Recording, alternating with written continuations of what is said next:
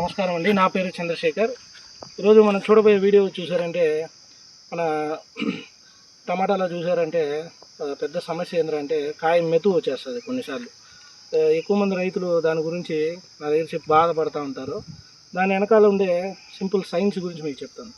మనం ఎక్కువ భూమిలో నైట్రోజన్ ఫెర్టిలైజర్ వాడుతూ ఉంటాం. దుక్కులో డిఏపి అంట, 10-26-26 అంట, 20-20-0-13 అంట, 14-35-14 అంట, అన్నిట్లో కూడా నైట్రోజన్ అనేది ఉంటుంది.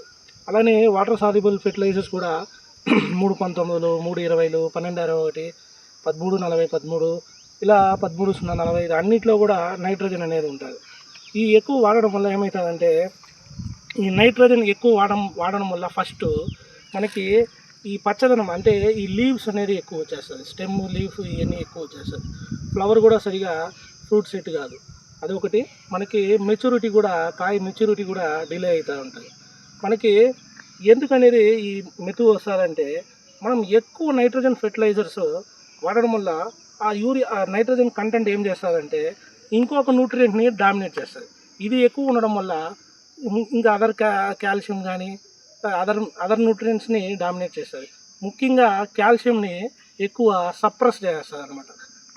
దాన్ని చేయకుండా చేస్తుంది. ఒక కాయ బాగా క్వాలిటీగా గట్టిగా ఉండాలంటే ముఖ్యంగా మనకి కాల్షియం అనేది చెట్టుకి అందిస్తూ ఉండాలి. అది అందకపోతే మనకేమవుతుందంటే ఆ కాయ అనేది మనకి మెతుకు వస్తూ ఉంటుంది. ఫర్ ఎగ్జాంపుల్ ఇప్పుడు మనము ఇంట్లో కూడా కూరలో కారం ఎక్కువ వేసి ఉప్పు తక్కువ వేస్తే మనకేమవుతుంది, కారం అనిపిస్తుంది.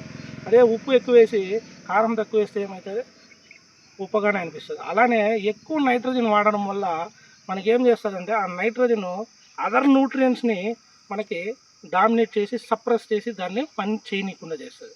ముఖ్యంగా మన చేతులు, కాలు ఇవన్నీ బలంగా ఉన్నాయంటే కారణము కాల్షియం అనమాట. మనం తినే ఫుడ్లో కాల్షియం ఉంటుంది. అలానే బోన్ బాగా స్ట్రాంగ్ కావాలంటే కాల్షియం కావాలి. ఇప్పుడు అలానే కాయ బాగా గట్టిగా ఉండాలంటే కాల్షియం కావాలి. ఇప్పుడు కాయకి పైన ఒక లేయర్ ఉంది కదా. ఇప్పుడు ప్రతి కాయకి, ప్రతి ఆకుకి, ప్రతి కొమ్మకి దాని లోపల టిష్యూస్ అంటాము. టిష్యూస్కి లోపల సెల్స్ అంటాము. ఆ సెల్కి సెల్ వాల్ అని ఉంటుంది. అంటే దాని చుట్టకారం ఒక వాల్లా ఉంటుంది. ఆ వాల్ అనేది ఏమవుతుందంటే ఎక్కువ నైట్రోజన్ ఫెర్టిలైజర్ వాడడం వల్ల పెక్టిక్ ఎంజైమ్ అనే ఒక ఎంజైమ్ ఏమవుతుందంటే మనకి ఈ చెట్లలో ఎక్కువ సిక్రీట్ అవుతుంది అనమాట, పెక్టిక్ ఎంజైమ్. ఆ పెక్టిక్ ఎంజైమ్ ఏం చేస్తుందంటే ఆ వాల్ని లూజ్ చేస్తుంది అనమాట. ఇప్పుడు టమాటా పైన ఉండే ఆ తోలు ఉంది కదా, ఆ తోల్ని, ఆ వాల్ని ఏం చేస్తుందంటే లూజ్ చేస్తుంది అనమాట.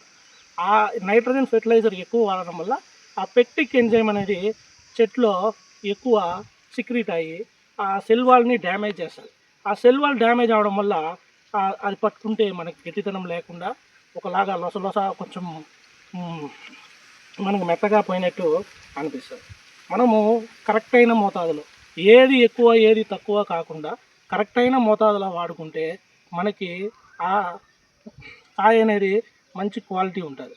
సో ఇక్కడ ముఖ్యంగా నైట్రోజన్ ఫెర్టిలైజర్ వచ్చి కాల్షియంని అణగదొక్కడం వల్ల మనకేమవుతుంది, మొక్కకి కాల్షియం అందకుండా పెక్టిక్ ఎంజైమ్ అనేది ఎక్కువ సిక్రీట్ అవడం వల్ల ఆ సెల్ వాల్ అంటే టమాటా పైన ఉండే తోలు డ్యామేజ్ అవ్వడం వల్ల మనకి సాఫ్ట్గా అయిపోతుంది. ఇది ఒక కారణం. అలానే మనం నైట్రోజన్ ఫెర్టిలైజర్స్ ఎక్కువ వాడడం వల్ల ఏమవుతుందంటే ఈ లీవ్స్, ఈ అనవసరమైన కింద ఎక్కువ కొమ్మలు అనవసరంగా రావడం కానీ, మనకి ఎక్కువ పచ్చదనం రావడం వల్ల ఎక్కువ పురుగులు కానీ ఇలా ఫంగల్ ఇన్ఫెక్షన్ కానీ ఆశించడం జరుగుతుంది. అందువల్ల మనం ఈల్డ్ కూడా తగ్గిపోతుంది.